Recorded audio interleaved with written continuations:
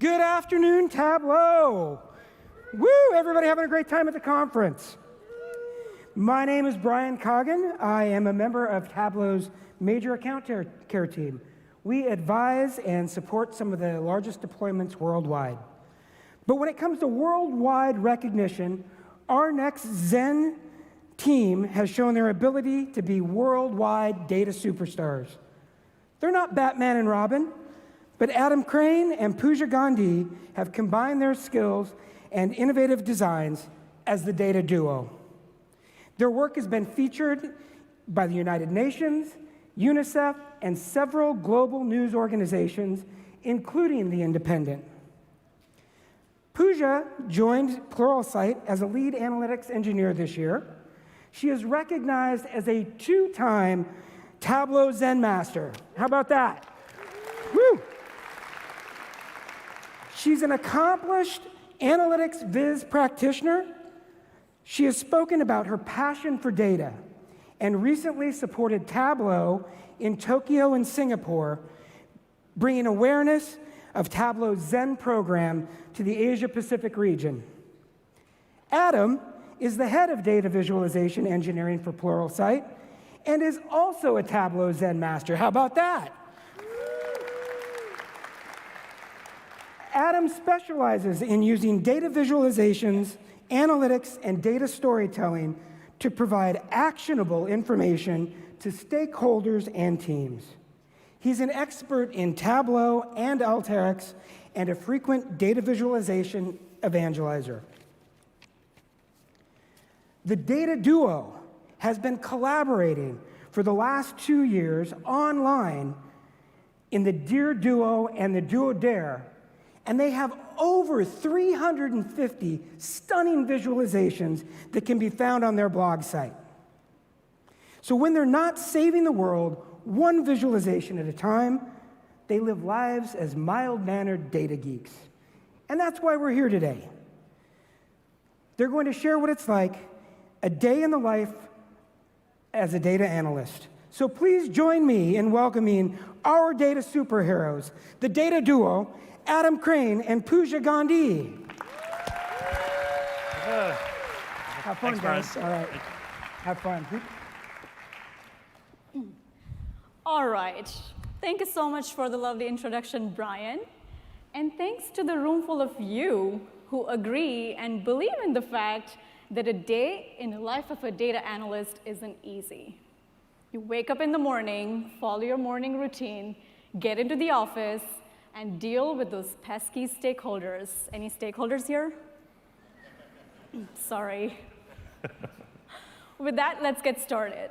My co-presenter today is Adam Crane, who is a current Tableau Zen Master and leads our database engineering efforts at Pluralsight. Apart from that, he's also responsible for setting and ramping up our organization-wide Analytics Center of Excellence.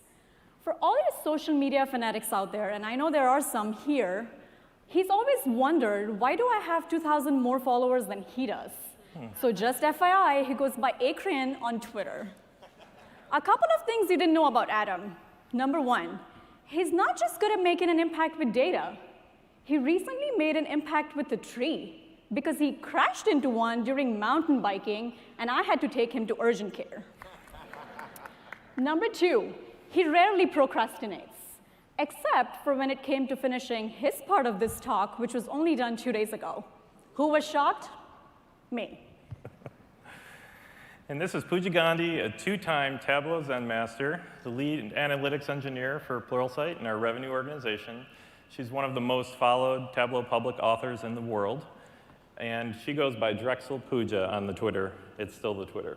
It's not the Twitter. It is. It's the Twitter. Also, so two things that you don't know about Pooja are, one, she really does not like cold fruit, but room temperature is okay, and surprisingly frozen, because that makes sense. And finally, if you joined us last year, or if you've been on our blog, you might know that we like to have a little vote once in a while. We have a friendly competition. So I'm hoping you guys can help me out here. Pooja thinks root beer tastes like toothpaste. It so does. It does not taste like toothpaste. All right, can we get a big woo if you think root beer tastes like toothpaste? Woo! It What? does. It does not. OK, we have to settle this once and for all. Let's get a big ass woo if you think root beer does not taste like toothpaste. Woo! Oh, yes!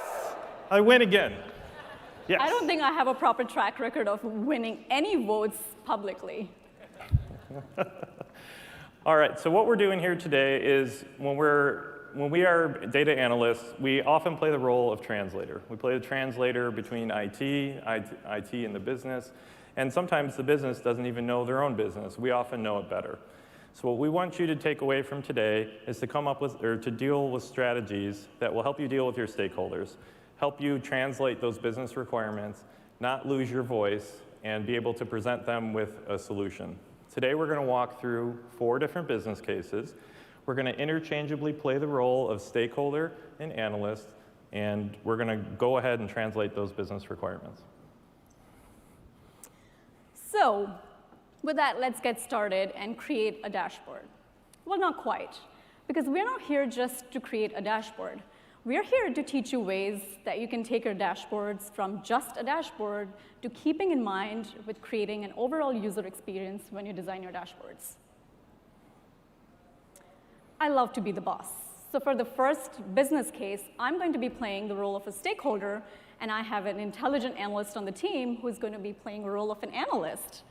So let's say for this business case, I come from a marketing department, and I need a funnel that tracks conversions of my visitors into paying customers. I generally have an idea of what I want, and I have mocked it up in PowerPoint. Oh, great. And we need it by end of the week to close a very important deal. So let's get him to do some work.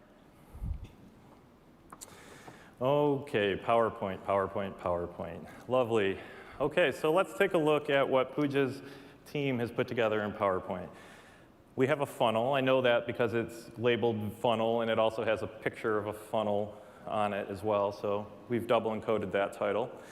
Basically, what we're trying to do here is get people to a website and get them to do something we want them to do. So let's take a look at it. At the top, we have the number of people who've hit our landing page. Moving down a tier, we have the number of people who've started a registration process. On the 3rd level, we have the number of people who completed it. And finally, we have the number of people who did what we wanted them to do. It gets smaller as we go down. We have 2 different percentages on the screen. We have one that takes the percentage from the top of the funnel, and one that takes the percentage from the previous tier. So let's let that sink in. Oh, there's a giant frickin' triangle on there, too.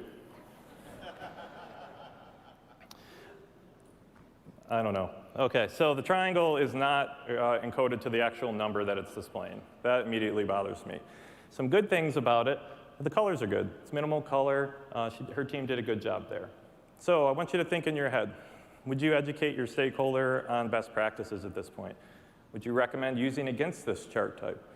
And how would you accomplish building a non-standard chart type like this in Tableau? And I can't really see you all, but can we get a hands up if you would represent your this data like this? I don't see. Do you see any? Oh, of course. Of course you would. All right, so first off, let's consider our audience. Clearly not data literate at all. We have the giant frickin' triangle as proof. Context, I need to provide my audience some context. I have the number that I want to display, but my data viz OCD is not OK with the triangle not matching the number.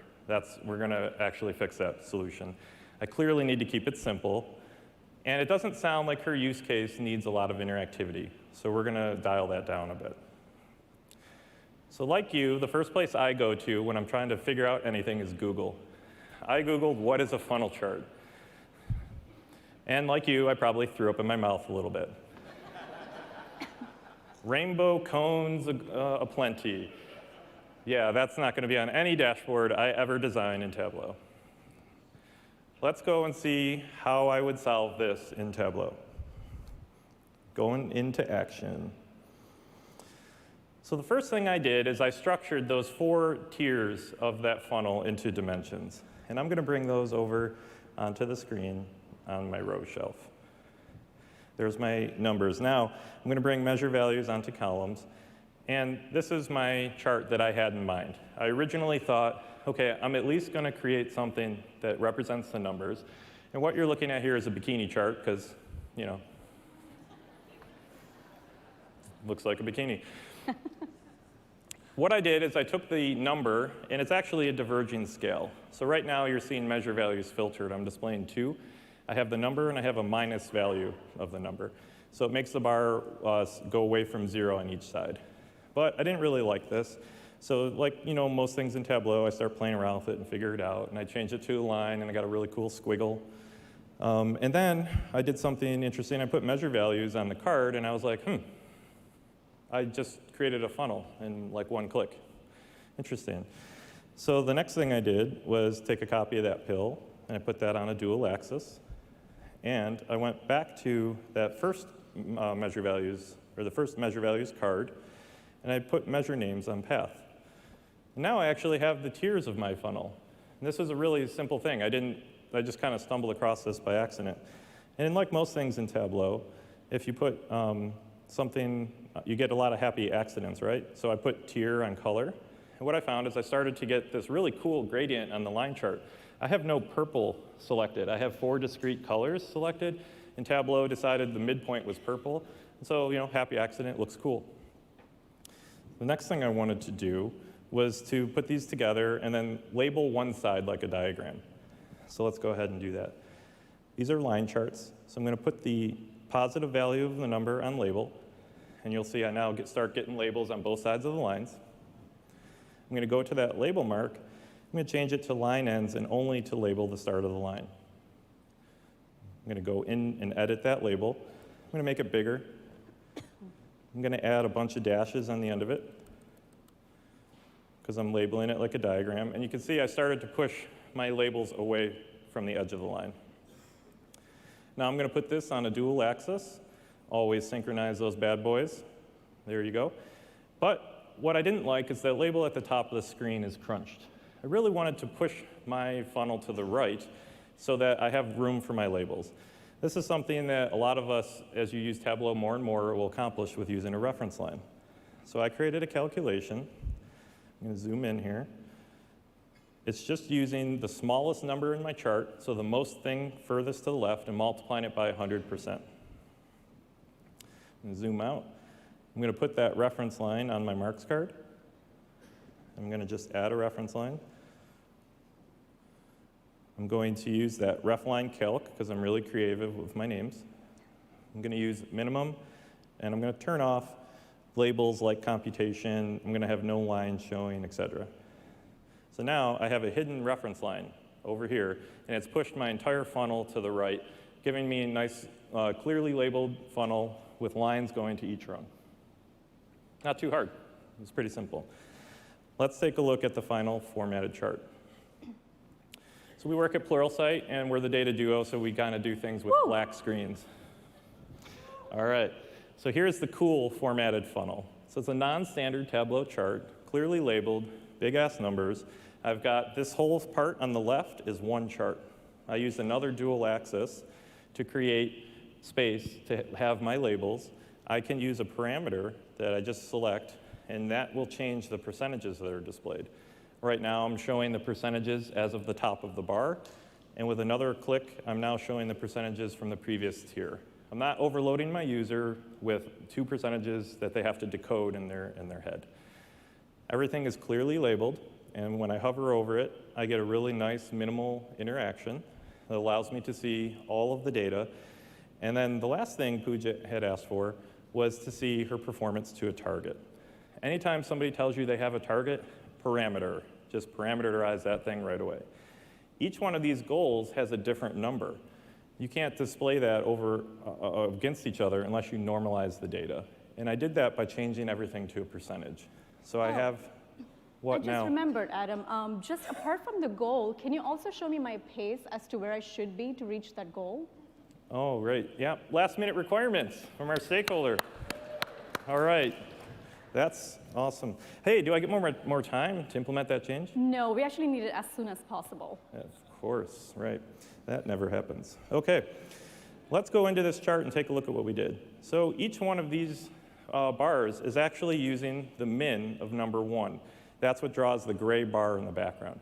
This is a trick that I actually learned from Pooh, and it provides context. I've normalized the percentage of each one of my 4 lines of that tier against that target. So I can now show the percentage of those goals against each other. So I'm not showing raw numbers, I'm actually visualizing the percentage. However, when you hover over that, you'll see the number of users and the number of goals. You'll see the percent of the goal attained. To accomplish her target pace, I actually had to create a calculation called the target. I'm going to zoom in, don't get scared. Basically what this is doing is it takes that goal for each one of those rungs, and what it does is it divides it into a daily value. I'm then applying the number of days between the start of the year and today to calculate where I should be. And I plotted that value as a reference line. Let me zoom back out. And so that is right here. So across really minimally, I'm able to see one line that shows me where I should be today. I'm going to go back to my final view, and you'll see that that's labeled down here at the bottom. If I click on it, the line's right here. I added some animation here just to give you an idea of how this works dynamically. You're going to see different shapes of the funnel, and you're going to see different percents of the goal. This is all fake data from our marketing KPIs. So we've got cool funnel charts, and you can see we're starting to not be where we need to be on pace. This was just a simple thing that we were able to add with one calculation and a reference line.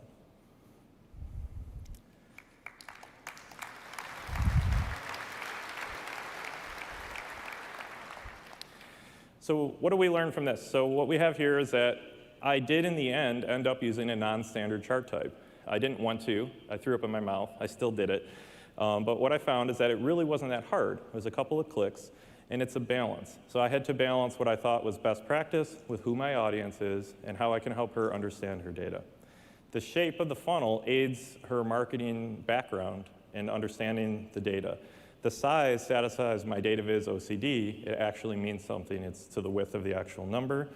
All of the complexity of the reference lines are invisible to the user, and those dynamic targets add context to the performance to goal. Pretty glad I have a Zen Master analyst on the team. All right, so we're going to switch roles, but before we do that, can we get a big woo if you learned anything there? Woo! All right, I'm the boss. I am the boss. Okay, today I want a sales product dashboard. I want to compare 3 different products. I have an idea what I want to see in Tableau because I've got a crackshot analyst, business analyst on my team. They did it in Excel. And I'm important. I have a meeting with other execs at the end of this week. Let's see what you got. All right, so the crackshot analyst that Adam's team has gave me this little mock-up on Excel. My first reaction, I am definitely not using this colorful mess on my Tableau dashboard. Reaction number 1.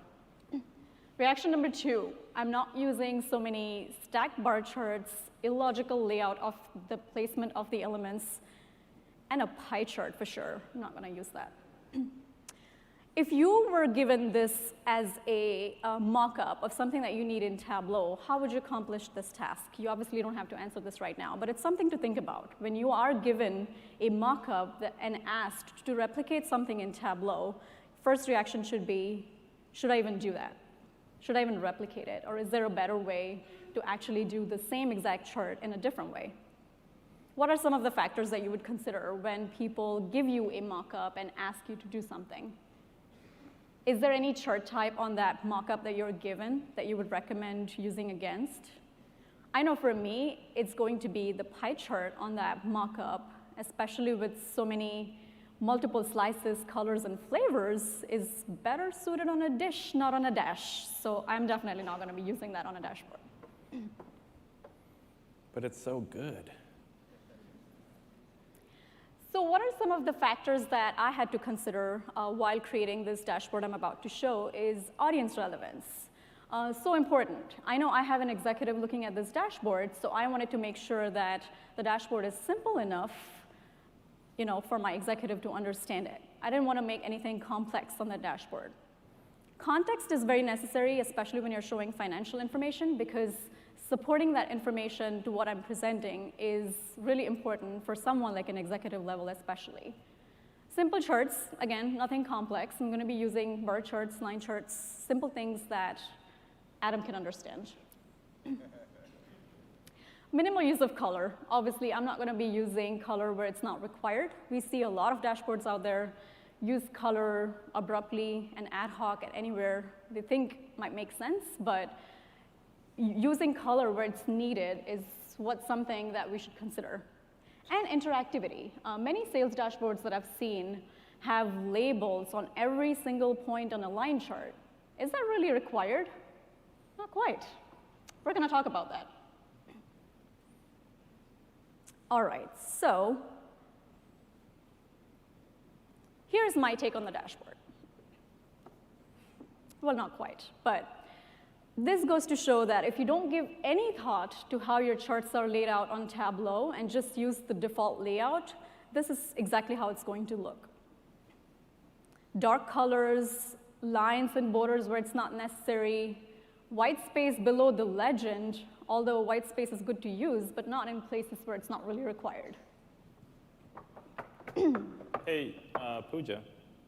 What? Hey, sorry, yeah. I'm going to need you to give me a month-over-month comparison and a year-over-year comparison. I'd really like to see that against the average for each product as well. Can you do that? I kind of expected that you would want that, so you will get it. Do I get more time, though? No. Typical stakeholder behavior. All right, so this is my real take on the dashboard. I'm going to show why the left side looks a little different than the right side. But like Adam said before, I work at Pluralsight, and this is a real thing. We do get to make dark black dashboards, and I think that's kind of our style. So I like using black dashboards. So what I've done here basically is that each of these charts that you see here are in a container. Initially, I'm not sure which version of Tableau, but before padding actually came out, we were all using empty text boxes to color those lines underneath the charts. But there's actually a better way to do that, to limit the overhaul of items that you bring on a dashboard. So if you see, I have this worksheet here, and if I double click on it, it's in a container. So what I'm going to do is, if you go to the Layout tab, there's this outer padding and inner padding sections. So I'm going to give this worksheet that I've just highlighted 5-pixel padding on the top only, not anywhere else. And because this is placed in a container, if I double-click on the container then, I can just go ahead and change the color of that container to be the same color as my line. So the line is basically formed without you actually having to bring an extra text box. Another thing to do here is that I have a 20-pixel inner padding for this worksheet, which gives it some room, and it's not touching the edges of the dashboard. So now if you see, this sheet looks exactly the same as all of the other sheets on the dashboard. Similarly, for the bottom chart, I'm going to untick the all sides equal side again. I have the worksheet highlighted. I'm going to give it a 30-pixel padding on the top and 3-pixel padding on the right. And again, I'm going to give it an inner padding of 20. And bingo. So now the chart looks exactly like all of the other charts, and I did all of this without actually having to bring any text boxes onto the dashboard. By using the method of padding and giving an extra breathing room, I think I limited around 17 text boxes that I could have brought in to make it look like the way it does right now, without actually using a single one. A few deliberate choices that I've made on this dashboard for my executive is screen utilization. I've used the horizontal screen real estate on this dashboard to do product segmentation because its main requirement was sales comparison. And I'm using the vertical screen real estate here to do metric drill down of the same product. So when I go ahead and, before that, big numbers. We all use big numbers on our dashboards. And eye tracking research by Tableau last year showed that big numbers matter. So if you have an important number, show it. Don't make your audience work hard to find the number that's important. In my dashboard, I have the big numbers laid out on the top. The chart right here, if you hover over a single point, because it is a sales comparison dashboard, I'm giving my end user a way to see the values of other two products they've not even hovered over. Just simply hovering over one point gives my user a way to look at the value of the same month for other products It gives them a way to see the value of that product compared to its product average. And it gives them a way to see the value of the product hovered over other product averages. Single hover, multiple ideas. Also, you see a little gray line on the top of the charts. That's basically a context line. And I think the advantage of that is when you're using 3 different charts, which are on 3 different axes, you're not using a general common axis. So to be able to do true comparison, I have a line chart in the background that doesn't look at the product. It just looks at the time and the years and just gives me that line in the background for context. So even if they're not looking at other charts, there's still a way to see what the value was for other products or overall products in that specific month they hovered over. For the bottom charts, I'm using bar charts and context bars in the background.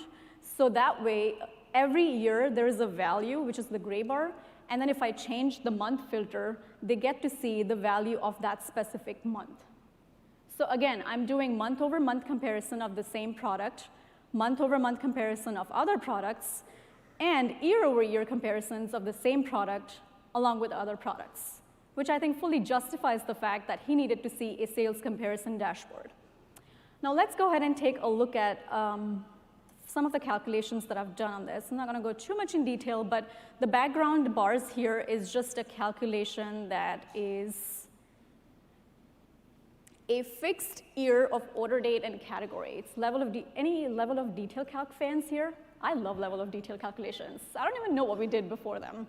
Table calculations? Nah. So this calculation basically looks at order date and category and gives me the sales value. It's not looking at month. And because that pill that I'm using is in the background, that pill does not change at all when I'm changing my months. So just the shaded part changes depending on the month changes, and that gives me a really nice view of seeing the month's contribution towards that year without actually losing the context of what the value was in that year. Another thing to take a look at on this dashboard is, I don't know if you can see clearly, but my cursor changes to a hand. There's an invisible reference line here. Same problem as the previous chart. If you're using charts on different charts, not on the same chart, the axis is going to be different. For your user to be doing true comparisons, what I've done here is I've added an invisible axis to all of the charts, basically showing the calculation as. So what I'm doing is I'm taking the year, the order date, and the category and looking at the sum of sales value. And then I'm taking the max of the entire result that I get and using that value as a reference line in all of my charts. That way my axis is extended enough so that all of the charts are on the same axis.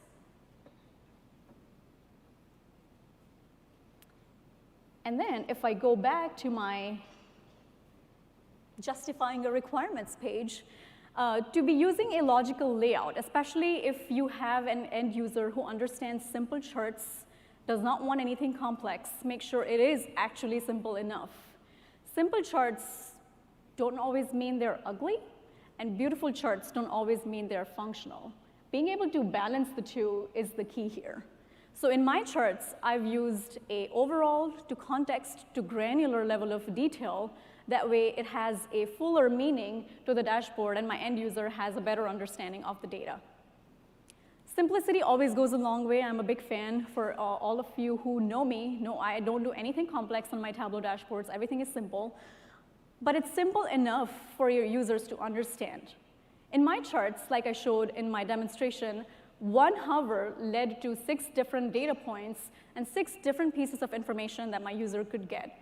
By adding interactivity to it, you could also add that extra level of oomph to your dashboard. You don't always have to label every single point to get your point out there. And with that, if you learned anything, can I get a woo? Awesome. Woo. Okay, that was a kind of a low woo. Anyway, so I get to be the boss again, finally. She's always the boss. That's kind of true. So for this business case, I'm going to be playing the role of a stakeholder once again. And for this role, Adam is going to be playing a role of an analyst. I need a product performance by week dashboard this time, and I also need to see my overall totals. But I don't want to see my data if my line chart is perceived to be tanking or decreasing. So I just want my analyst to hide the data. I just don't want to see it. Can you make that happen?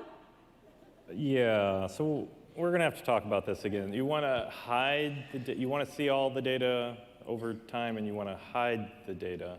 Yeah, just hide it. Like, why should the line chart go down? And just make the line chart going up? Yeah. Why? Because I said so. I'm the boss. Typical. OK. All right, let's see what we can do here. All right, so my reaction to this is, first off, why are we doing something over time if she's not really interested in any of the changes? It sounds to me like she really just wants a running total chart that goes up. So what are my thoughts about the running total chart?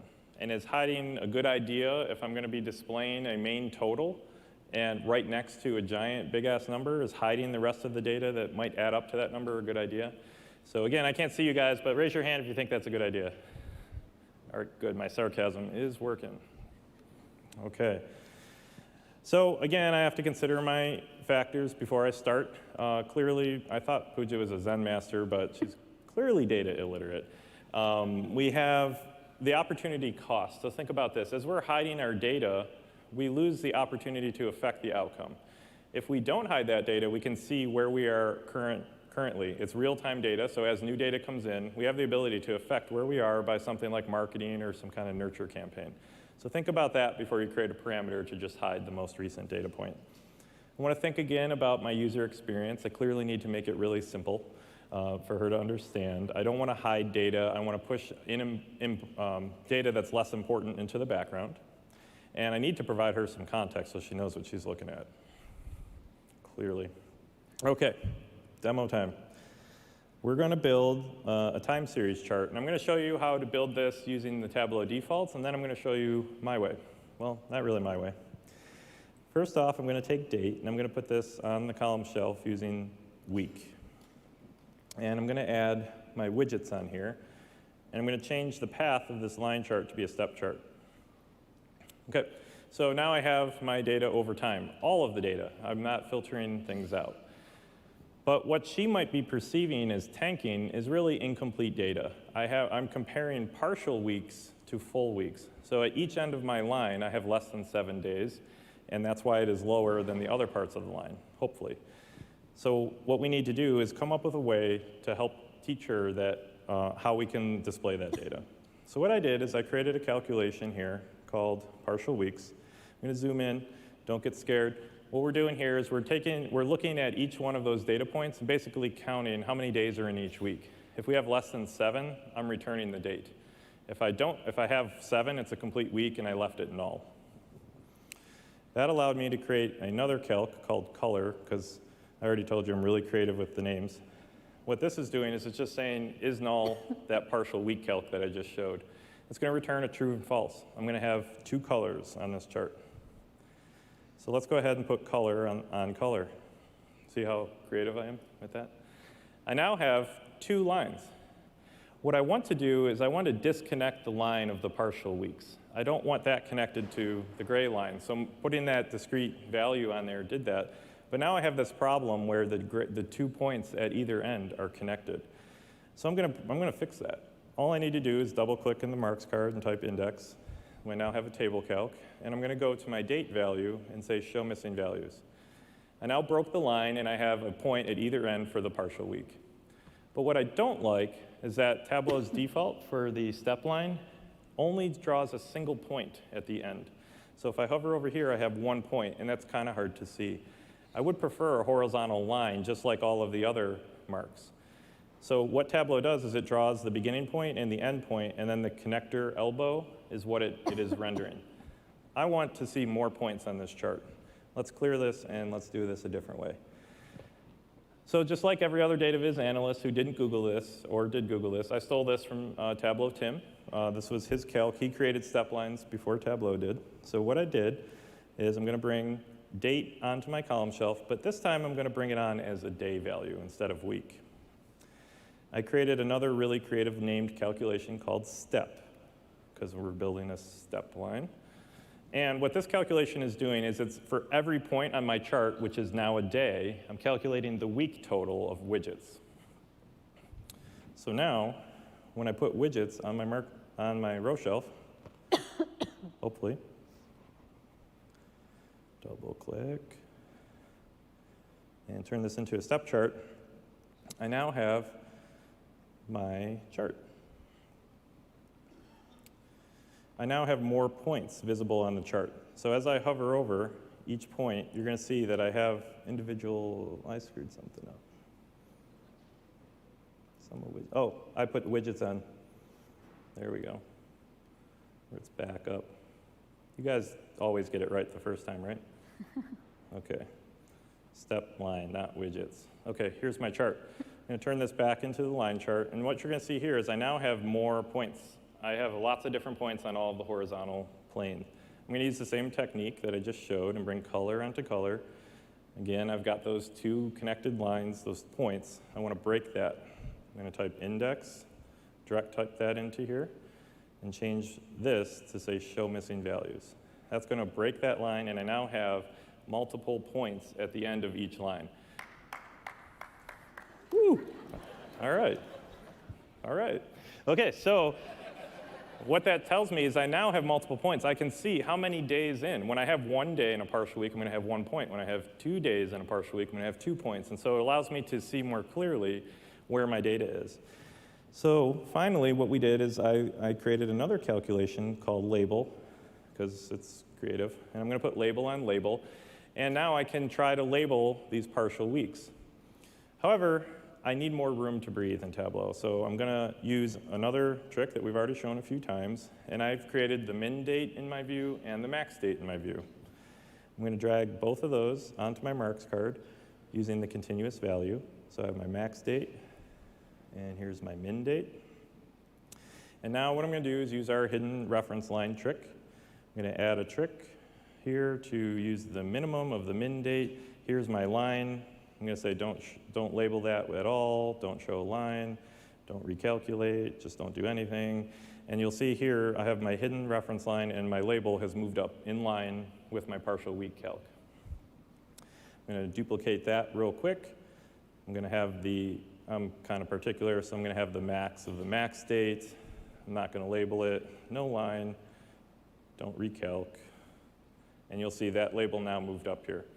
So what I did there was I've taken the data that's less important, that might be perceived as tanking, which is really just incomplete data. I've broken the line, and I've pushed it into the background using a gray color.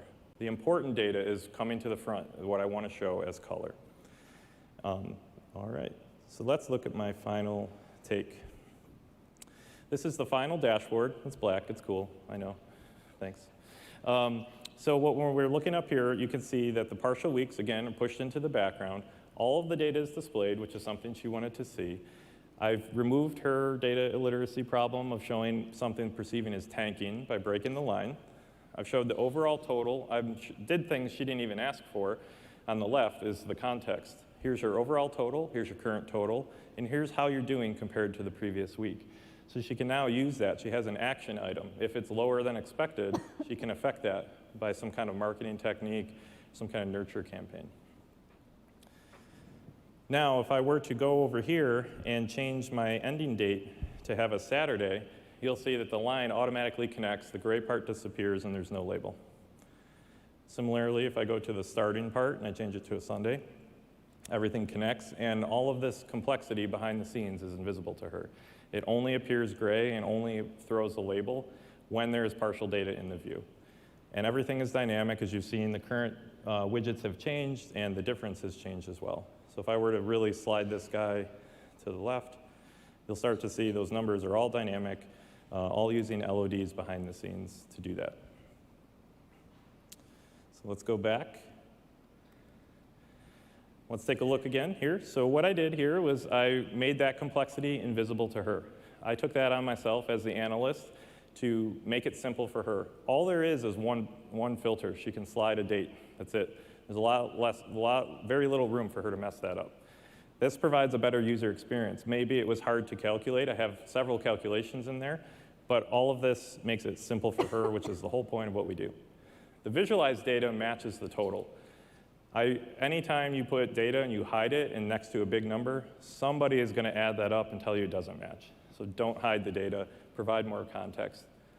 Partial data is not the focus of this dashboard. The complete data is what we can actually compare. I push that to the background using a different color. Context, context, context. And now you can see your performance at a glance. Smart. Yes, I'm the boss again, but who learned something there that they didn't know? Can we get a woo? Woo!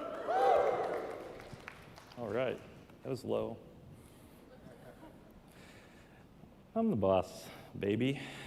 All right, I have a real-time data source that I need to embed on Salesforce.com. Uh-oh. Because I'm the boss, I only really care about what I want. I have 2 views that I really need to see all the time, and I want those to be as easy as possible for me. But I also have 1,000 other salespeople that want to look at any product for any number of days and be able to share those URLs across our org.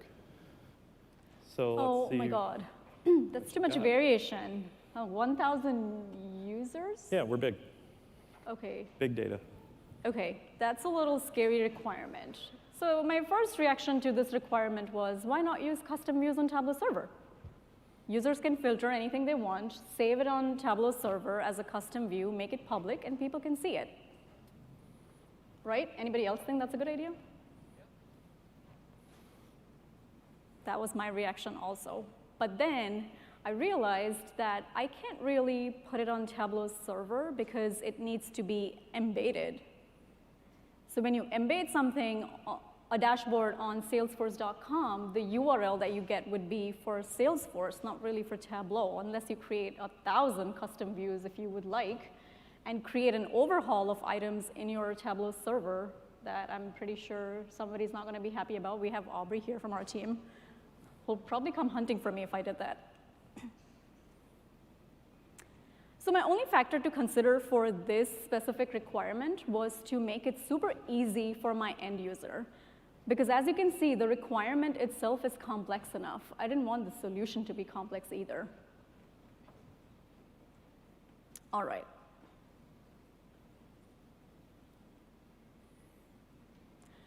So my idea for this requirement was to create a gateway dashboard. That is what's going to be embedded on Salesforce.com.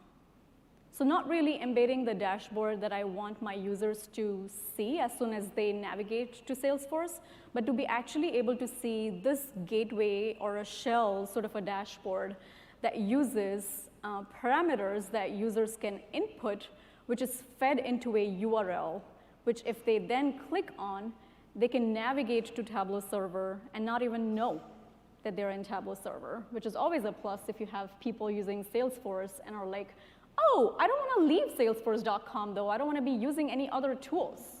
We've heard that so many times.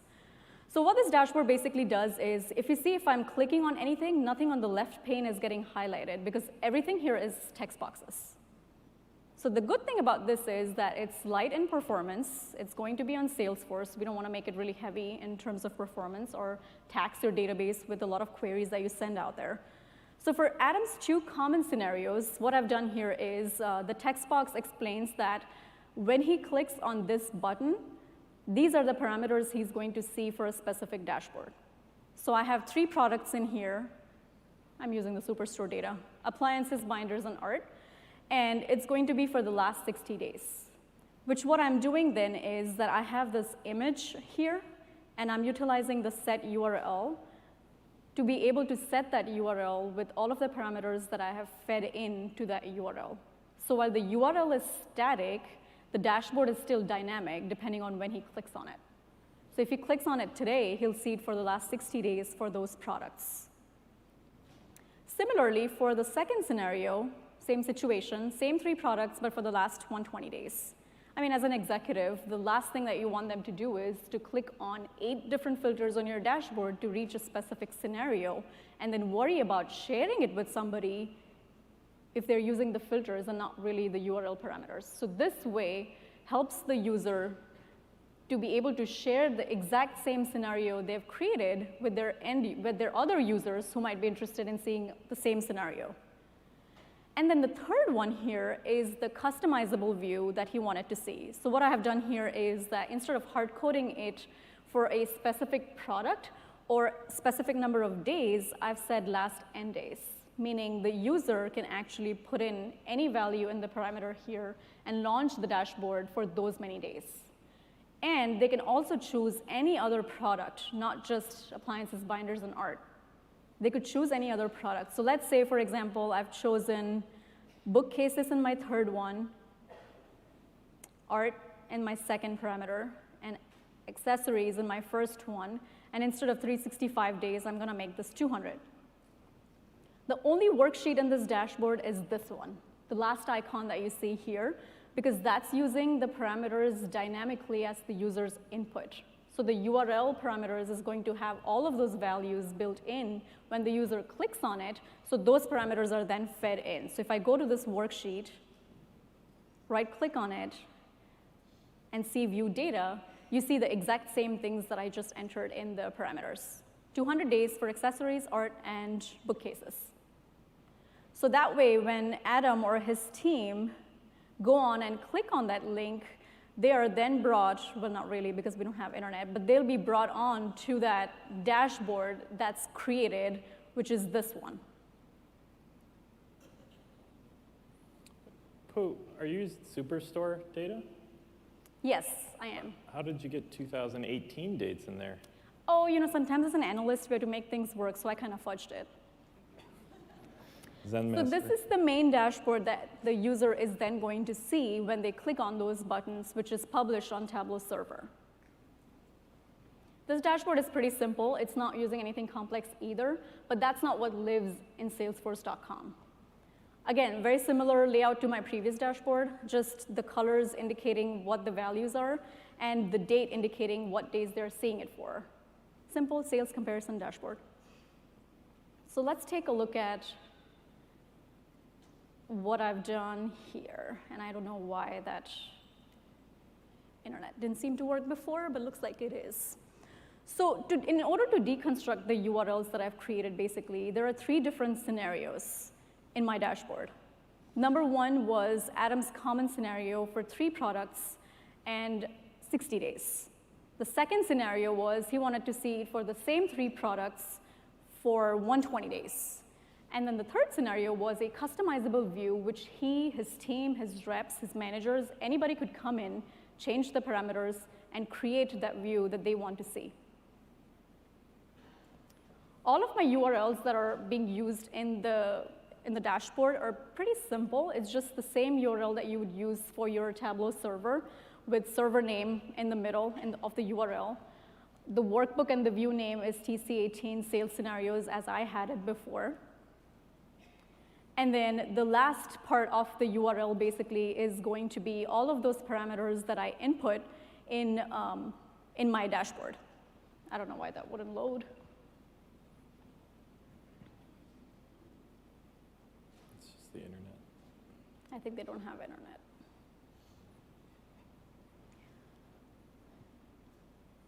All right, so those were the 3 scenarios basically that he and his team can use it anytime and just make it easy for them to basically use. Another advantage of this layout and this way of doing it is basically, if you're using a live data source, you can actually inject all of these parameters that are used into your SQL query. So the query results are only brought in for the 3 products and the number of days your user enters. That way, you're not bringing the overhaul of information again just because you're not sure what data or what products your users might need. So I think it's a great way to approach it, especially for Salesforce if it's a live data source and they need to use it on a regular basis and constantly changing, and there's too much variation in the data.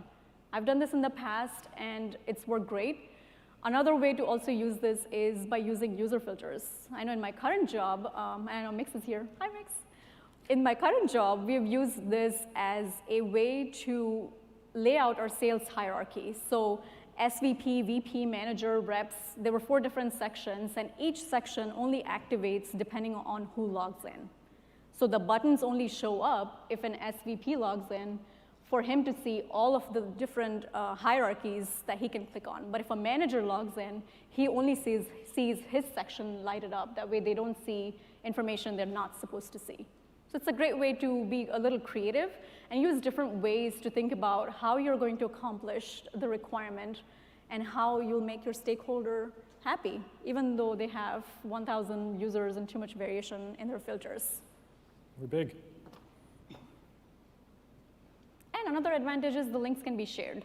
So with Salesforce embedding, what you are going to get as a URL will be for Salesforce, not really for Tableau. But when they click on the buttons, since I'm removing the public or the server wrapper, they're not even going to know that they're using Tableau and are going to have a nice compact view that they can then see and not even realize they're using Tableau. And they can share those links with their colleagues. So a thoughtful layout goes a long way. I think stakeholder-analyst interaction becomes really important in our day-to-day lives, and especially when you want to identify what the pain points are. I think if you don't take that feedback, if you don't communicate, if you don't talk enough and know what exactly the pain points are, you're not going to be able to come up with a creative solution to solve the problems for them. And I think it's also a great way with using different techniques to be able to get your users to adopt the product that you want them to. In this case, they didn't even know that they were using Tableau, but eventually when they're going to know that, they're going to be happily adopting it. So can we get a big woo for Pooh if you learned anything there about URL parameters? I know I did. All right, so these are the 4 cases that we solved. And what we want you to take away from this is that you need to have a thick skin as an analyst. You need to be able to take feedback from a stakeholder and iterate on that until they're happy. So let's do that. Yeah. So as a stakeholder, I really enjoyed that Adam used a non-standard chart type, but made it so relatable to our marketing department to be able to understand that data more effectively. And on the bottom right there, I really like Pooja's take on this sales dashboard. It's clearly segmented. It allows me to see 6 different data points as I hover. And I'm an executive, so I need it really simple. And for your line chart, even though I asked for hiding the data, he provided with a nice solution to keep the data, but in the background so that that's not the focus, but I still get the information I need to be able to act upon it in case I notice a problem. And also by providing me information that I don't need. So thank you. I'm an overachiever. And finally, on the last one for the URL parameters, I really like that she accomplished this simply. All I have to do is hit one button, and I get the answer to my 2 questions. And my 1,000 employees can go out there and hit a couple of clicks and hit play, basically, and get the answer to their question. So a few takeaways we have for today's presentation are the 6 different points. And I think logic is number 1, because if you logically place elements on your dashboard, I'm sure your users are going to relate to it more. They remember patterns more easily. So use colors where required, where necessary, but in a logical format. Context is also great, especially with, like I said before, with financial information. Supporting information for the information that you are showing is always good because they get to see a fuller picture rather than just seeing a half sort of information. And minimal use of everything, basically. Minimal color, not minimal space. You could use space generously, white space, or black if you're Adam. Make sure you segment all of your views. We did that horizontally and vertically in our different dashboards. We accomplished this with padding. Since that feature came out, there's not a single chart that I've built that does not have inner and outer padding. That should be in every designer's toolkit. Think about interactivity. If they're going to print it out and put this into a PowerPoint deck or something, you don't need to make it interactive. Think about that as you're labeling points. If they're going to print it out, you can't have it as a hover label. So that's an important thing. And then finally, it should be seamless. And what I mean by that is the complexity for the user. So as you as designers or analysts think about user experience, the onus is on you to take that complexity and make it seamless to the users. I wrote a lot of calculations in there, but at the end of the day, there's like one button that they have to click to get to their answer. So that should be, a key takeaway. And with that, we have a few minutes left for questions, and we got a guy with T-shirts. So, we like to bribe people. So I guess these mics work up here if anybody's got questions. We have t-shirts.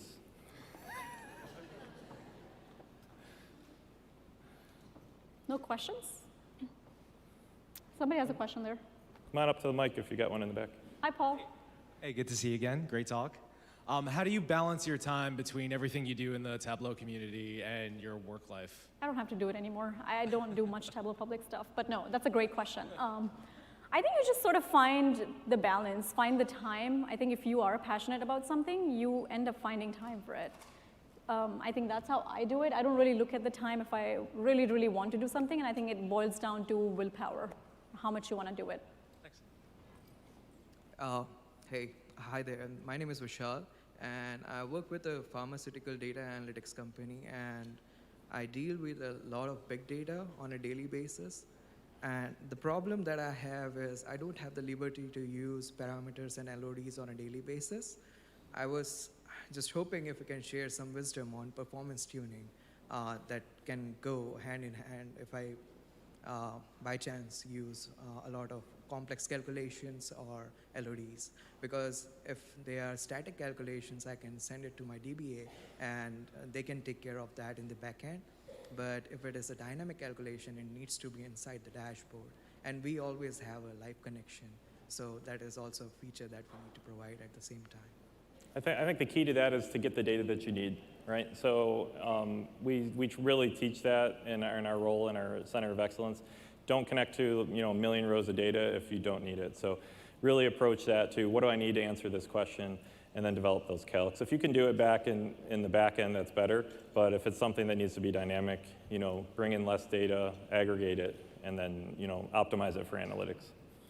And we could go deeper All right, later. thank you. Okay.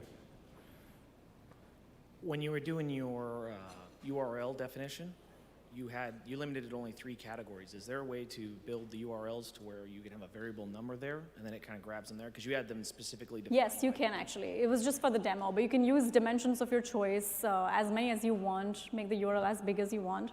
I'm not sure what the exact limit is, but you're definitely free to use any dimension or in any order, in any combination that you want. I've used it in the past, and it's worked really nicely. Great.